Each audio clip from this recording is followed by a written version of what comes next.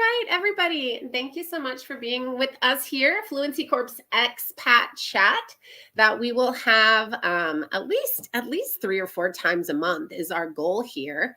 And today with us, we have Colleen. Colleen, can you say your whole name for me so it can be said beautifully?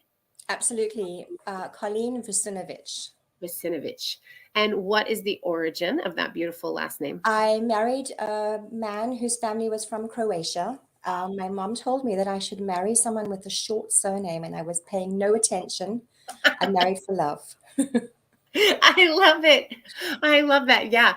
I've definitely dated people before and been like, that's an interesting last name I would have if, yeah. And you got one too. So you are not Croatian. I am not Croatian. I'm South African. My husband and I are both, and his family, I believe, emigrated from former Yugoslavia, as it was known.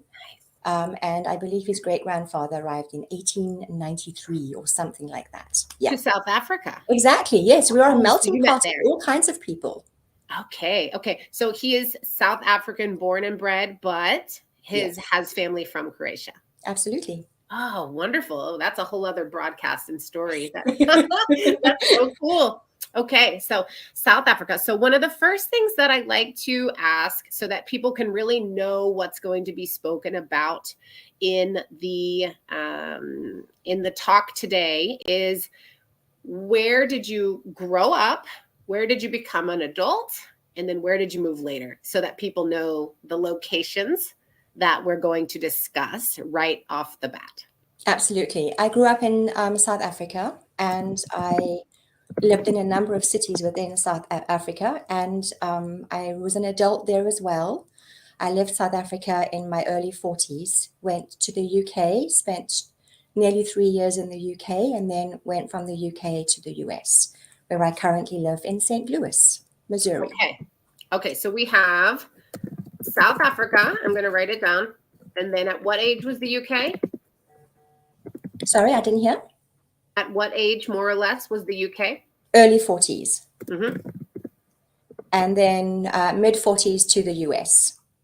Okay, very good. And I'm not going to say how long I've been here, because then, it's out there. Yeah, it's out there. Yeah. Okay. I love this, though, because last week we spoke with someone that moved in, Robert, from Paramount Transportation, like in their 20s, and then later married in his 30s, and then later with kids to another country in his 40s. So getting all these different perspectives, because it's very different moving in your 20s than in your 40s. Absolutely. I think.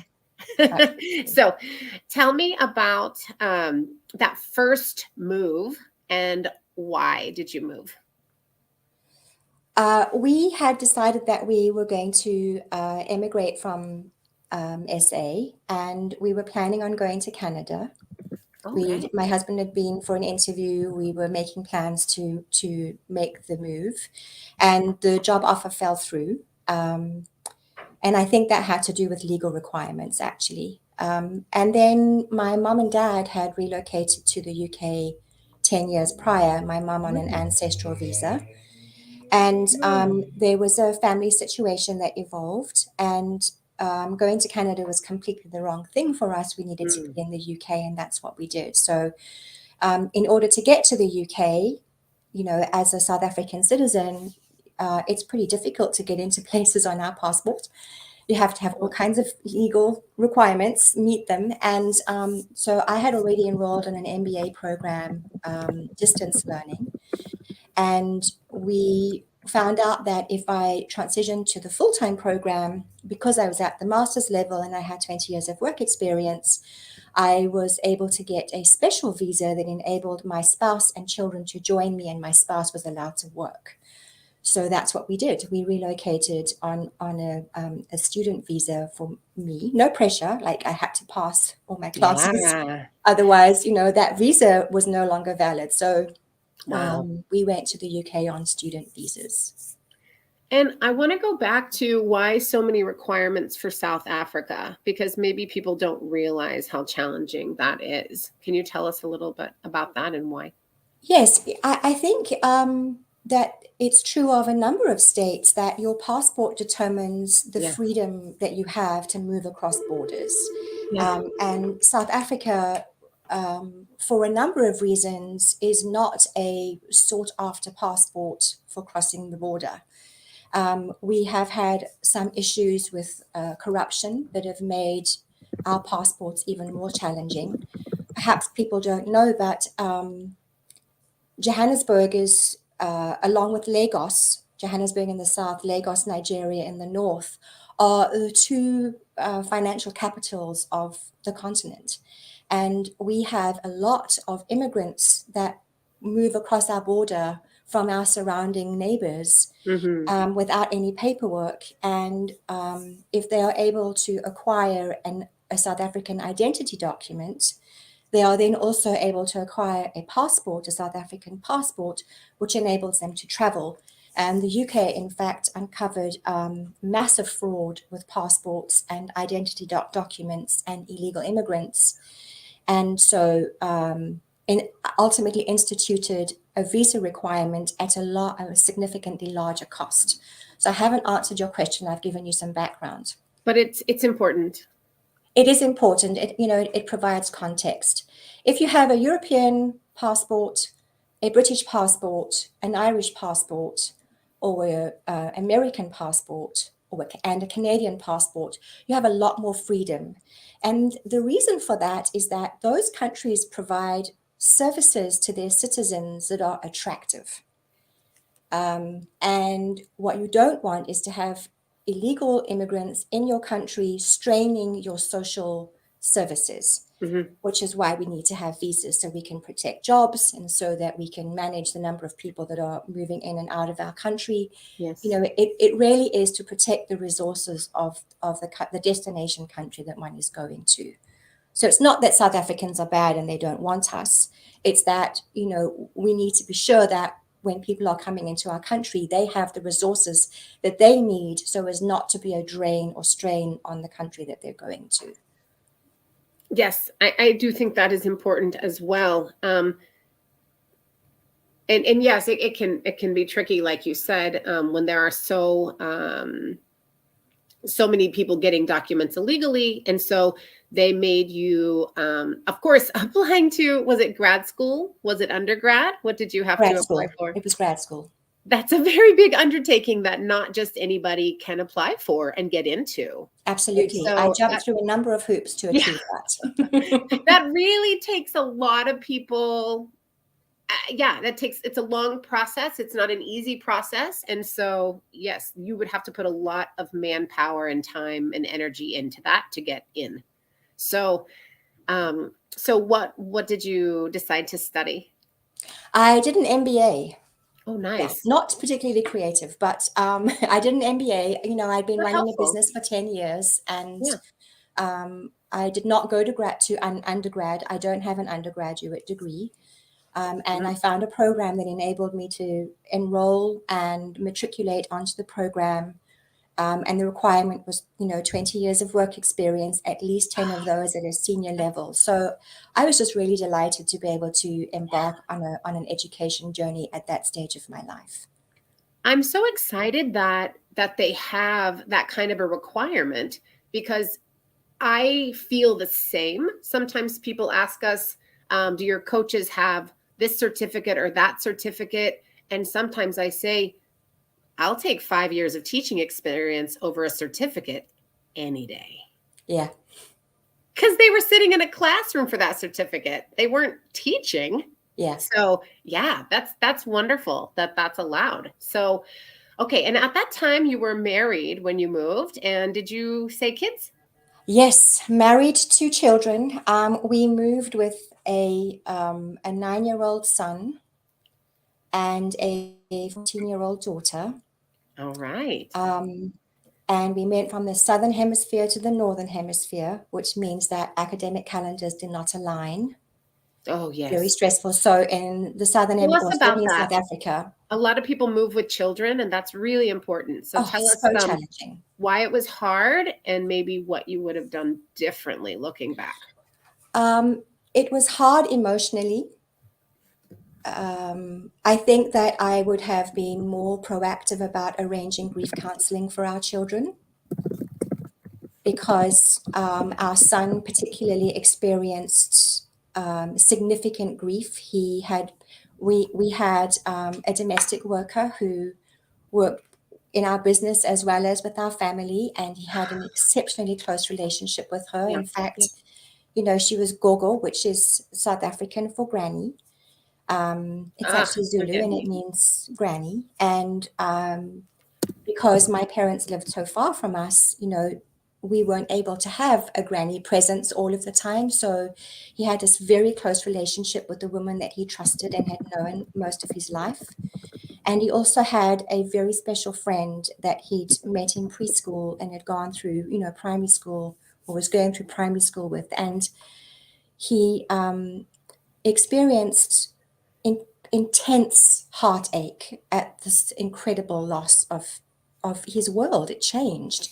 Yeah. Our daughter was at a very sensitive age in her development, going, in puberty. I mean, at 14, just going into high school, figuring out, who she is and deciding what tribe she wants to join, and then moving into a foreign country. So despite the fact that we speak English, we speak South African, we go in to the UK, the language is different, the terminology is different, the culture is different, and the schooling is different, the weather is different. Anything you can think of is not the same as it is at home. And so I would have instituted grief counseling early on.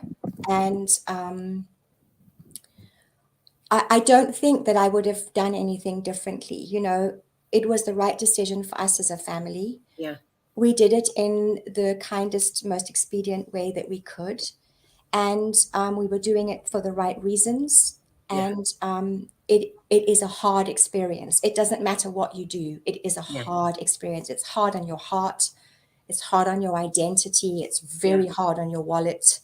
It is a difficult, challenging experience. And I believe it develops grit in a profound way. Very. Yes. I completely agree. Can you tell me some of I know you mentioned 4 or 5 things that were different. I'd like to dig deep into that, mainly because I hear again and again the misconception of they both speak English. There's not going to be as many challenges as going from America to Japan, or, Japan to Turkey. But that's the wrong belief. It's simply not true. So can you tell us and speak to moving into a different country, even if it's the same language, is not easy? Tell us why. Tell us some reasons. Language is informed by culture, and culture is informed by language. They are, inextricably connected. And if you haven't experienced the culture, it is difficult to understand the intention in what someone is saying. Also, one has a different vocabulary. So I know many things by 3 names. And I was mortified to discover that when I was telling people in England that they had, those are lovely pants. Pants is your underwear. Really? I didn't know that one. Yes. In England, you don't talk about people's pants because that's How their undies. embarrassing. You talk about their trousers.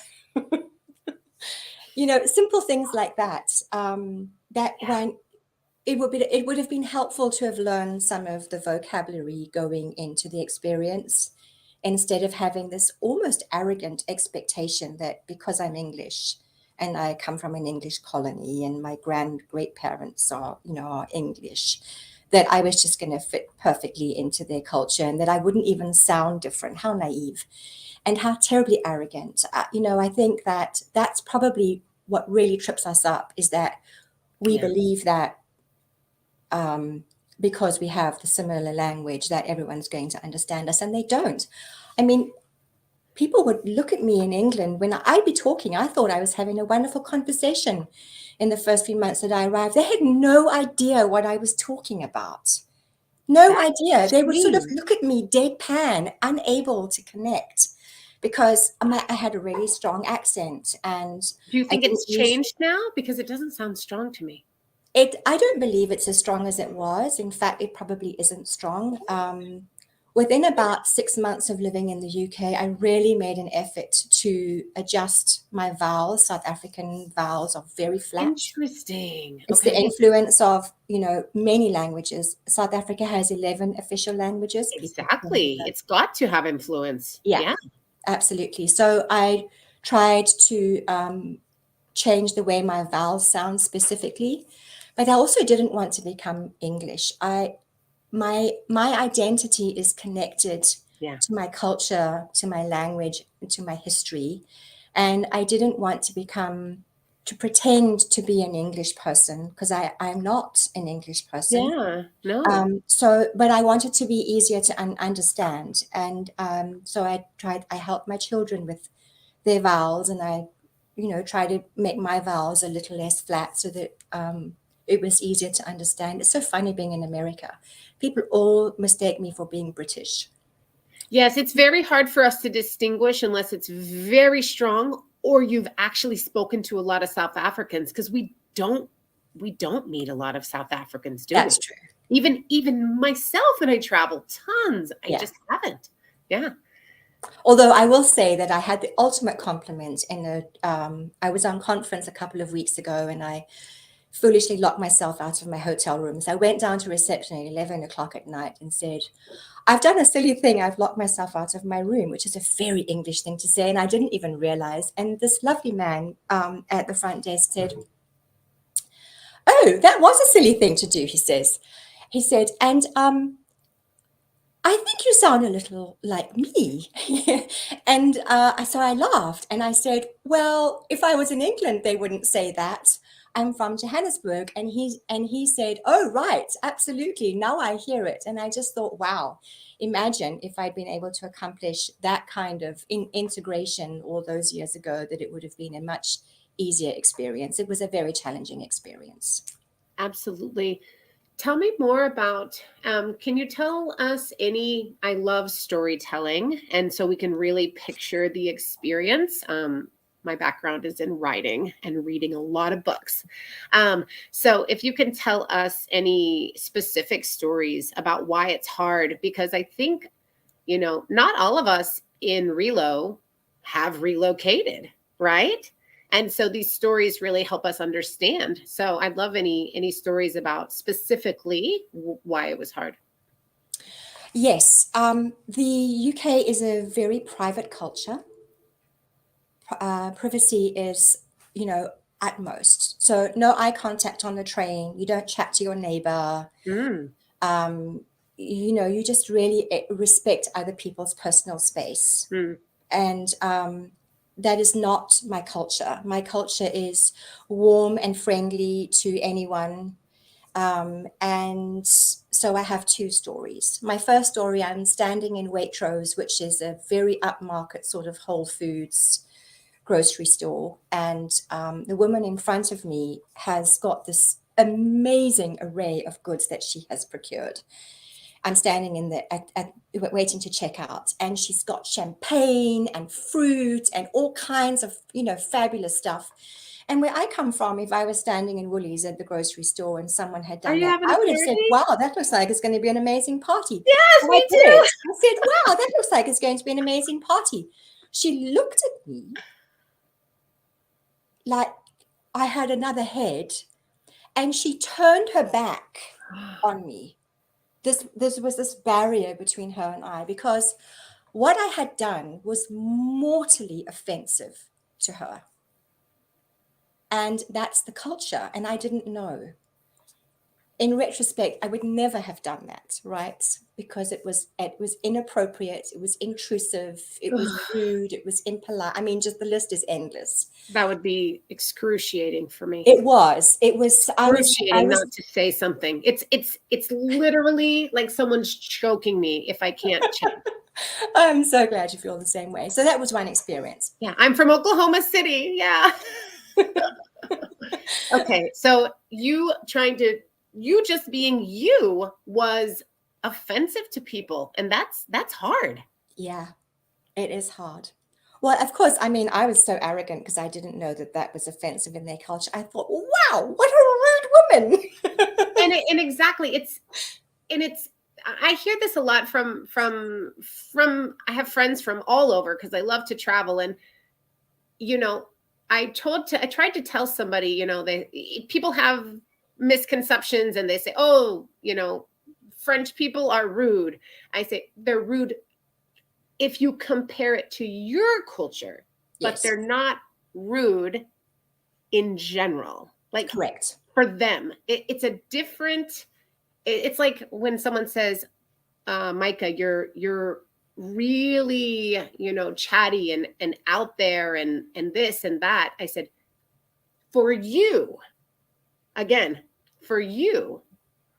But in Oklahoma City, it's the norm. Right. And so I think it's important to say, yeah, she was not being rude for an English person in England. Yeah. Correct. Exactly. And we have to understand because we are there, right? Right. Yeah. So continue. I think it's important to, it's not that we're saying this is a negative thing. This is just a characteristic. Yeah. It is a characteristic, absolutely. And being aware of other people's culture when you are in their country is so important, because otherwise, you ultimately exclude yourself by behaving in ways that are unacceptable to the host. Exactly. Yeah. It's so true. It's not about not being you. It's about respecting where you are. Absolutely. And yeah, there's like careful ways to say this, right? But it's about respecting really who is around you. Yeah. Okay. Story number 2. Story number 2. I used to walk our son to school in the morning. Because, so a little context, you go from your home country where you've been, we left in our 40s. We were successful. We had all the bells and whistles, we had everything we needed. We were successful. We traded in, we cashed everything that we had to be able to make this move on our own from Johannesburg to the UK. And so when we got to the UK, we could only afford one car. And I was very grateful that we had a car, because often we were not near public transport, and my husband needed to get to work. So I would walk our son to school, and then I'd walk home, and then I'd walk back to fetch him, and then we'd walk home together. So I was doing a fair amount of walking. I was probably walking about 6 or 7 miles a day. I feel you. I will say I was probably the thinnest I've been. Amazing what walking does for a girl's figure, just saying. Oh gosh, yes, I agree. But I would walk our boy, and he wore a uniform, and common there, right? Yes, absolutely. And I saw the same moms and their boys every day. Yeah. I would see them on the sidewalk, the pavement, and going there. I would see them walking back. I would go in the afternoon and wait for him. They'd all be standing around. And it was excruciating for me, because no one ever made eye contact with me. No one ever acknowledged that I existed. Did they stand and talk to each other? Yes. Oh. I was completely an outsider. I did that for 6 months. And I did not exist at all. And then...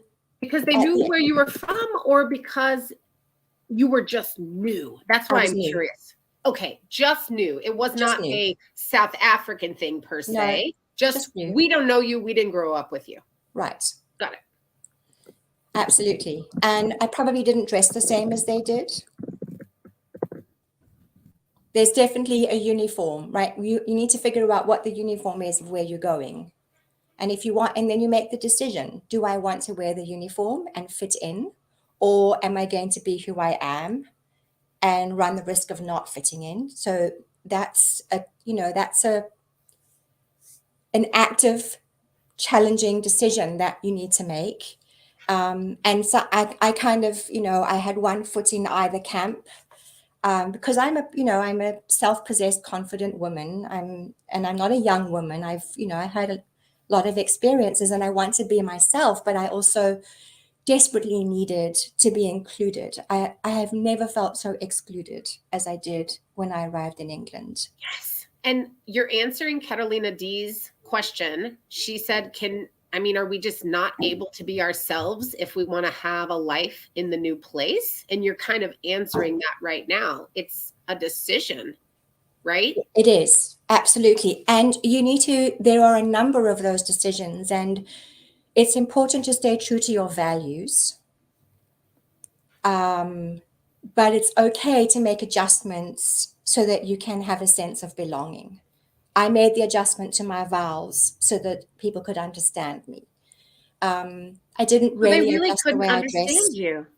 Interesting. Yeah. Okay. I've been away from home for 10 years, so I probably don't sound anything like I did when I first arrived. But I think it's important for people to know that there are challenges between English speakers on just accents. It's not cultural misunderstandings always. It's actual accents as well. Yeah, I think that's really important. I want to just stress that for a second, because we've gotten some requests lately for stuff for South Africans. And I don't think surprised, but I don't think I realized to the extent to which you are saying, yeah, I had to tweak my vowels a little bit so that communication was a little easier. So fascinating. Yeah.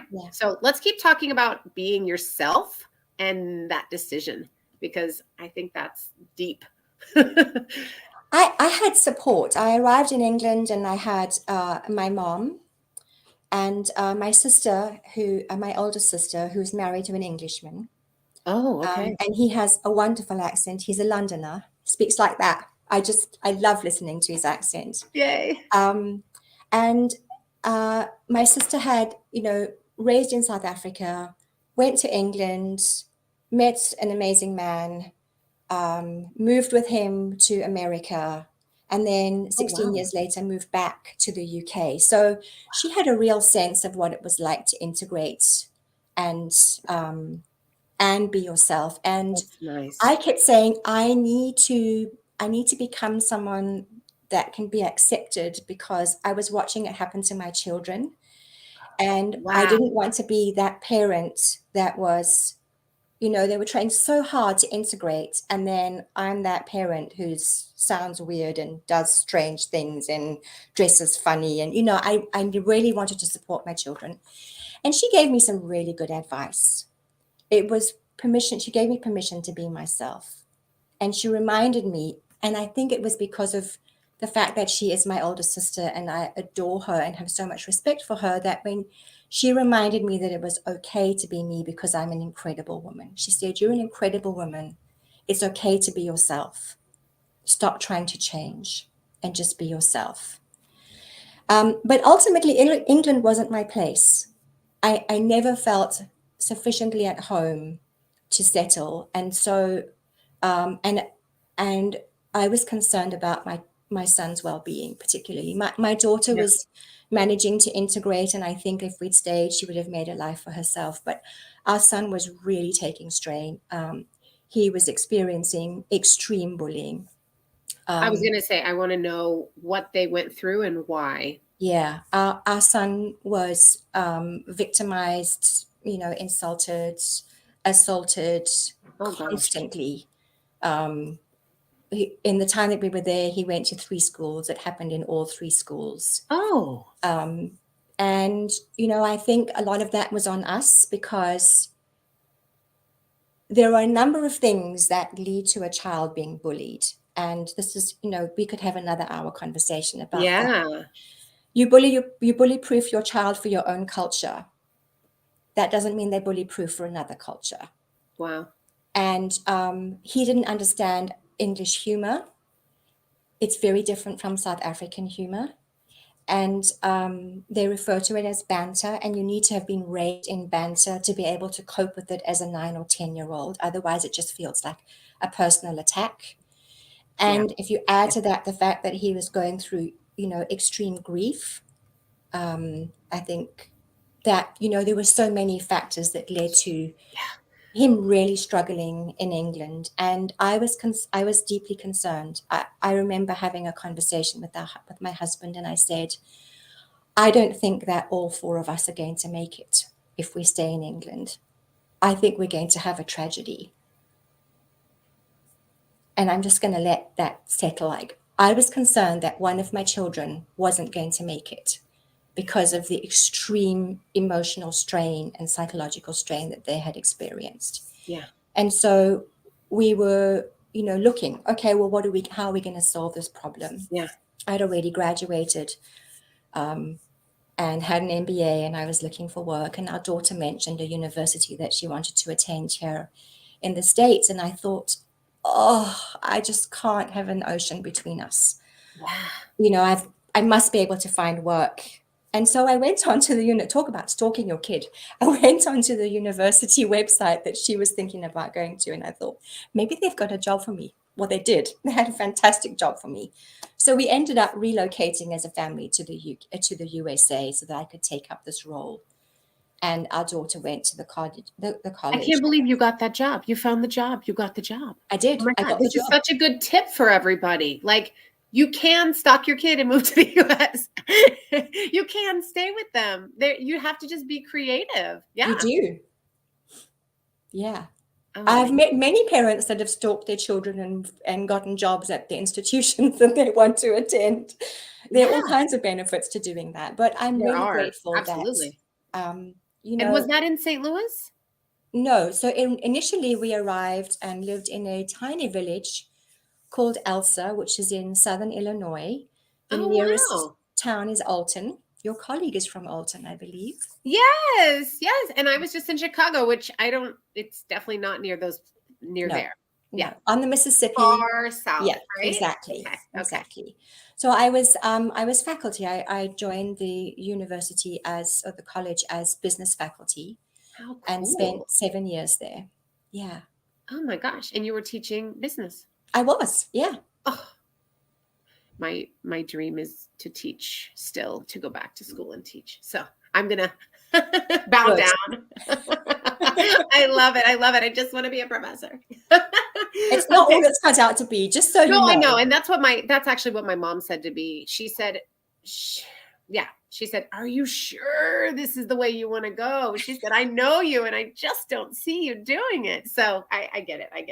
I think that's what makes it easier is if you are scholarly. And I'm a practitioner. I'm not a scholar. She says halfway through a doctorate program. That's what my mom said. And I'm super scholarly, but she goes, you're a practitioner. You're literally learning your 5th language to learn more about second language acquisition. Like, you're in the field. Yeah. You're not in a library. Yeah. And I was like, yeah, but I can write about it and that can be my dissertation, So you girlfriend. Don't let anyone tell you your idea is not good for you. So, okay. So you decided Southern Illinois, small town. And how old were your kids at this point? Our daughter was 17 and our son was 12. Okay. So you're like, we got to get our kids out of here, but we need to stay together. So we're all going to go. And then this time, so the UK move, you got the student visa that got everyone there. And then this time it's the faculty position and your daughter's student visa. No, H-1B visa. All my family were dependents on my H-1B visa. So everyone was dependent on you again. Yeah. Lots of power here. 30 years ago, he said he was marrying me so I'd be rich and famous and he'd be a kept man. But what he said, fortunately, I'm a follower. He's followed, 2 countries and counting. Well, it doesn't work if both people are pushing. So I think this has worked out just fine for everyone. Okay, so you tell your daughter, we're all going to do this. She gets into the school, you get the job, you tell your son, we're out of here. How did that first year go? Oh my word, what an unmitigated disaster. Why? And same deal, right? Same deal. Different English, very strong culture. In a small town. In a small town. Yeah, it's the same deal. And 3 punches again. Except now when you talk about trousers, people don't know what you're talking about. At all. Yeah. Just clueless. At least you're not saying anything embarrassing, but they just don't have any idea what you're saying. No, I'm sure I've said plenty of embarrassing things. Well, just not the trousers. But now I have a better sense of what it's all about. And so, and I'm also working with, undergraduate students between the ages of 18 and 22. Yeah, you have the heart of the country in your classes. I do. And an opportunity to really influence the leaders of tomorrow in significant ways about diversity and acceptance and kindness. And so I became the professor that people would go to try and understand international students and the international student experience. And because I'm African, I have a better sense of what African cultures are about. You're talking about a formal culture as opposed to an informal culture, a collectivist as opposed to individualist. So really helping professors understand how to engage their African and South American students in the class because they're not accustomed to speaking out in class. It's not our culture. Oh, yeah. I would have thought it was the opposite because of the friendliness. But no, bad assumption. Okay. And what do you think that comes from? Is that from the British? Is that from the African? It's definitely African. African and it's is what I was thinking. So Tribal. Yes. That's what I was thinking. Okay, cool. Think about the structure of the tribe, that you have the chief, elders. You follow. Right. Yeah. You respect. You don't question. You don't push back. A little more Japanese. It's the whole. It's not you. Right. Yeah. Collectivist. Absolutely. Collectivist. Okay. That's great to know. And I was also known as the professor who would call out any kind of cultural bullying. So, making fun of people's names, pronouncing them in a strange way. I was always happy to, in a kind way, to draw attention to the fact that it's not okay to do that. And my students would be quite funny. So I'm there speaking in this accent, and I would see them sort of turn to each other and say, "What did she say?" So I've learned I don't speak with an American accent. I haven't been able to crack the American accent, but I do. Oh, you shouldn't. It's so pretty the way it is. I do know that, you guys say things differently from the way I say them. And so when I talk about inventory, I remember to say inventory. And I'm now at the point in my relationship with Americanese and Americans where we're actually joking. So in the company that I've been in for the last 7 months, my employees and I, or my colleagues actually, and I, we laugh. We make jokes about the strange things that I say. And when I speak in their accent and pronounce things so that they can understand, it sounds so strange that they all start laughing when I speak it. And I feel very accepted.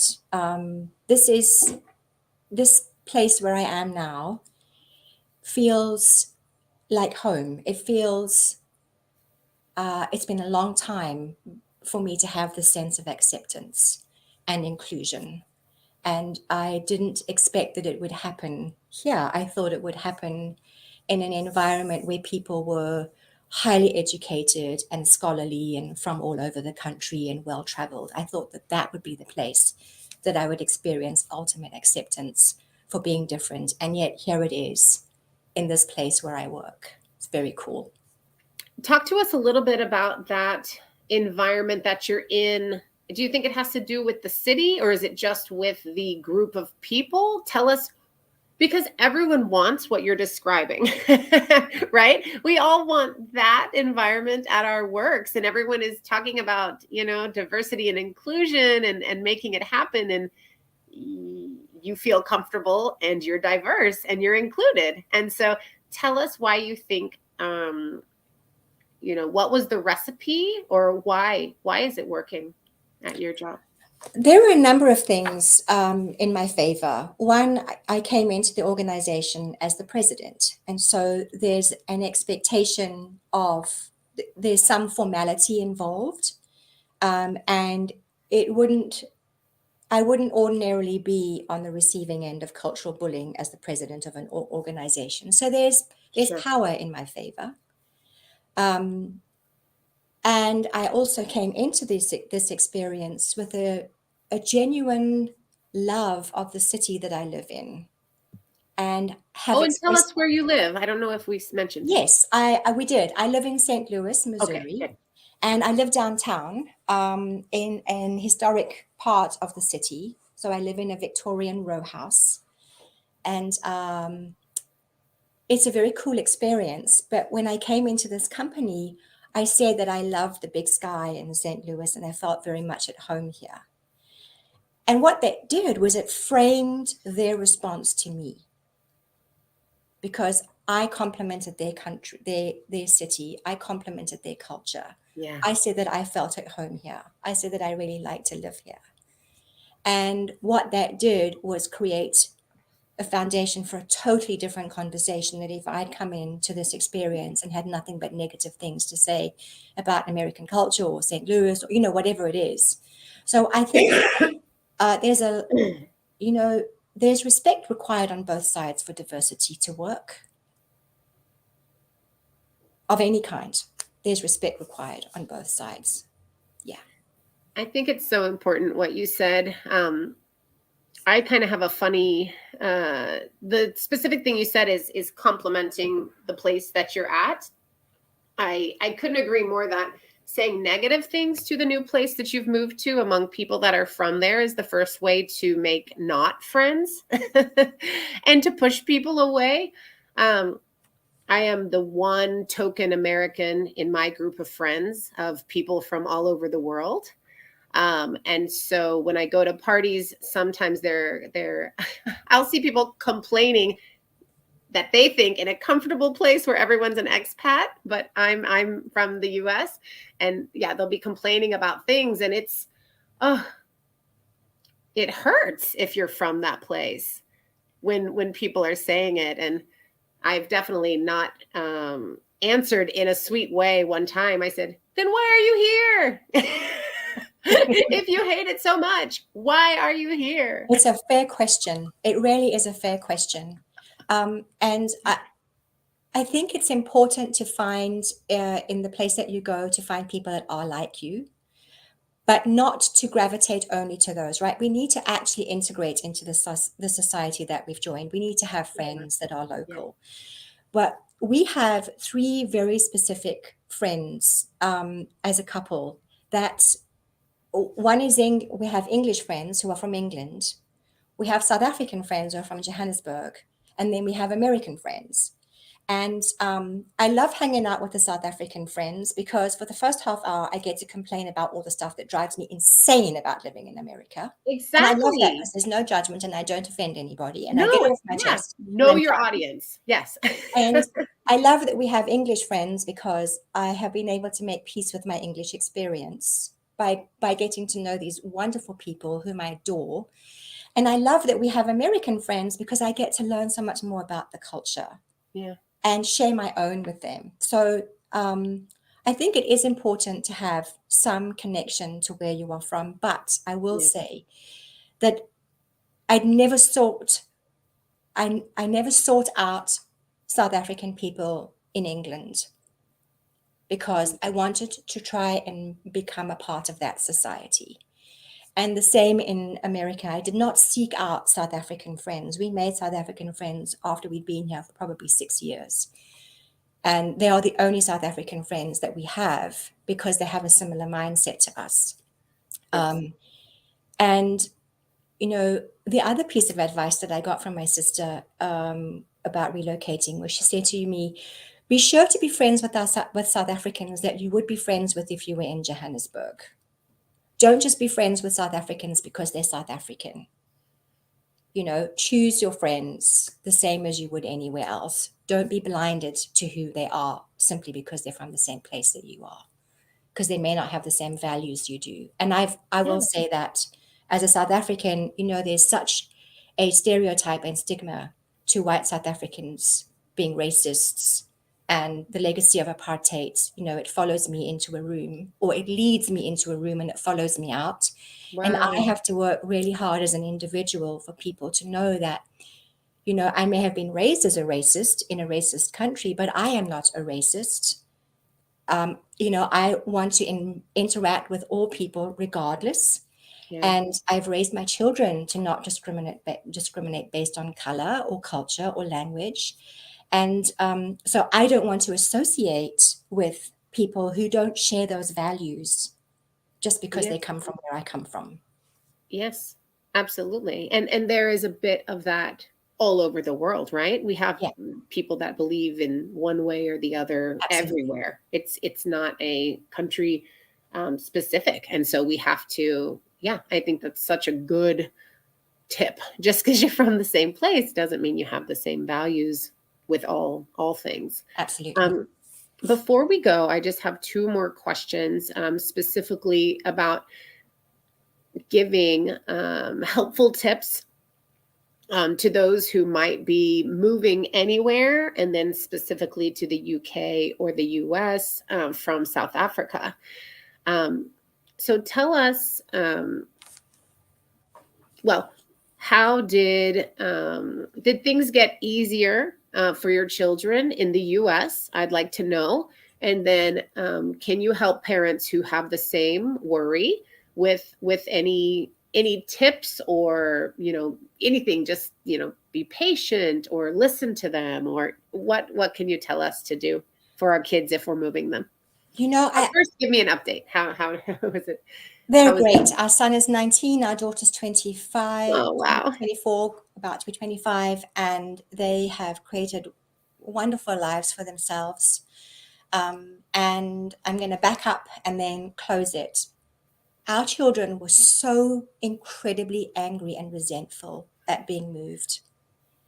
They really acted out. They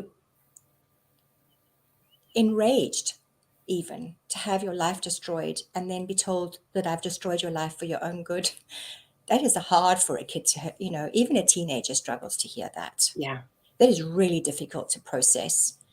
And so I think that getting help, psychological help before you leave the country, and understanding what your kid is going to be grappling with psychologically, culture aside, as a result of this separation from their friends and family and what they know and their security, actually preempting that is very important. I wish I had known that was something that was needed to do.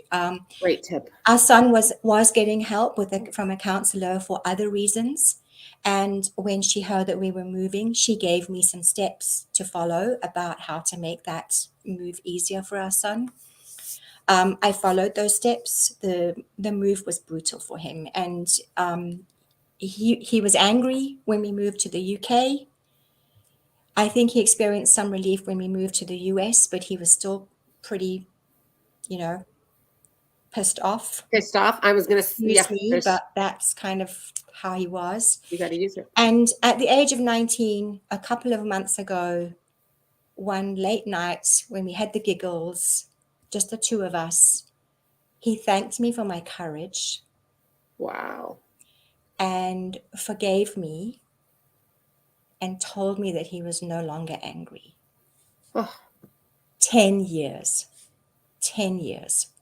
It's, I'm grateful that we're at that point now as adults, that he can understand why we did it, and he can see the blessing that it has afforded him.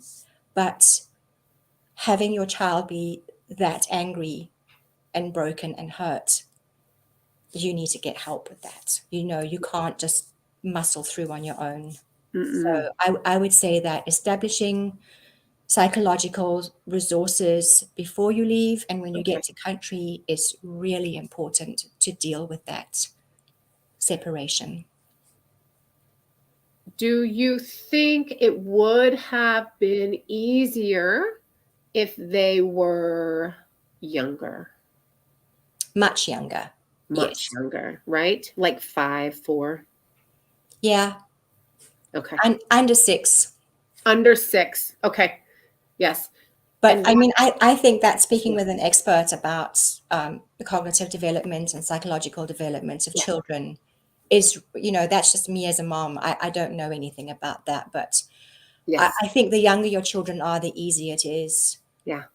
Moving them, between 6 and 16, that's a really hard time to move. But you also have to, sometimes that's what you have to do. And so absolutely. And tons of our clients and friends, and yes, they have to move, and they're moving. Absolutely. Yeah. Very good. And then the last thing for you as adults, for you and your husband, what kind of tips can you tell us? I mean, you've given us so many wonderful tips about meeting people from where you're from and meeting people. Actually, I want to go back to that, meeting friends in the new place. I think it's the most challenging for most people to make friends locally. Do you have any suggestions on how to do that? Absolutely. That's what I hear. I mean, that was the hardest for me when I moved to Mexico. Not only was it awkward, my Spanish wasn't good, the culture, you just wanted to, I'd rather just sit at home and watch TV than go feel horrible. So yes, tell us about how to do that. How I did it was in each country that I found myself in, both at home in South Africa, in the UK, and in the States. I have a particular faith practice, and so I sought out a community where I could participate in my case, church activities. So I would be with like-minded people who had similar values, who were delighted to meet someone of their own faith from another country. And that is actually how I made friends. And I included my children by taking them, to Sunday school. So, finding an activity where people would be open to encountering people from another country is really what I would suggest. But I was really fortunate that because the movement that I'm involved with has got churches all over the world. There's this wonderful sense of a global community, and I never felt that I was excluded or other at all in the church. Wonderful. Any of the churches that I attended in order to find my place. Yeah. Yes, yes. If we have a faith, that should definitely be the first place, because hopefully the value system already is set up as an inclusive place, right? Absolutely. Where people want to. So Erin Venable asks, how was your husband during these transitions? My husband was a rock. He, he made things happen and supported our children in any way that he could. On the daily, he was involved with our son's education, specifically because of the challenges that he was facing socially. Yeah. And he was really a champion for protecting our children and helping to develop understanding within the school environment for what our children needed.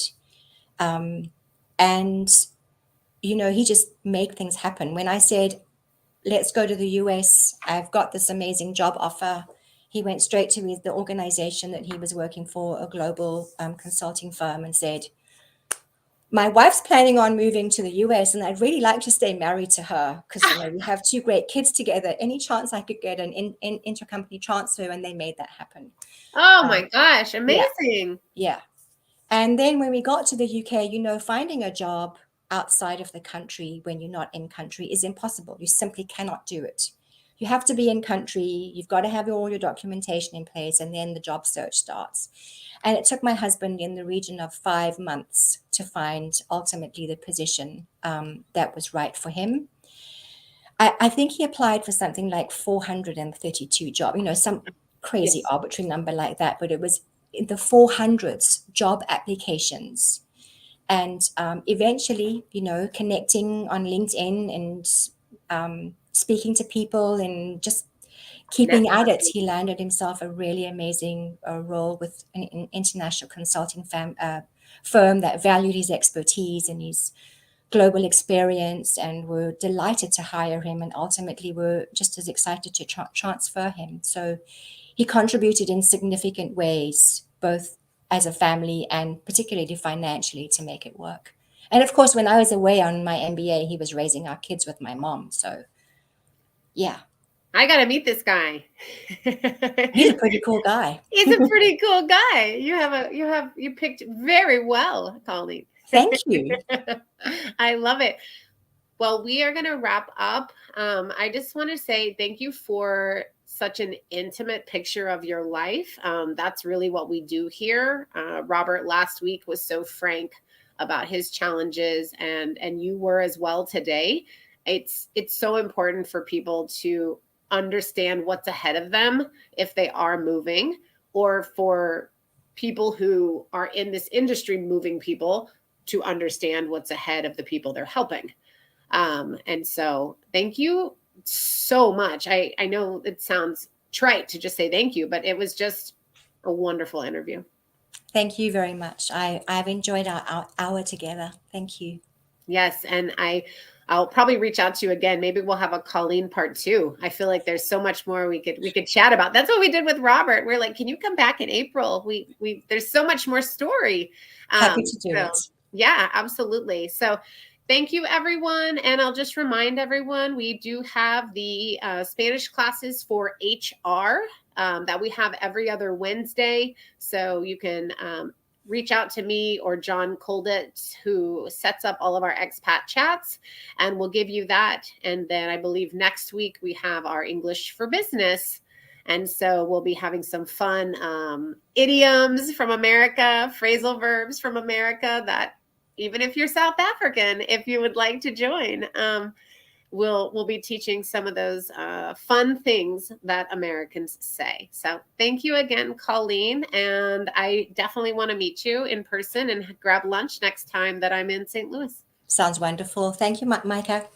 Okay. Bye-bye. Bye.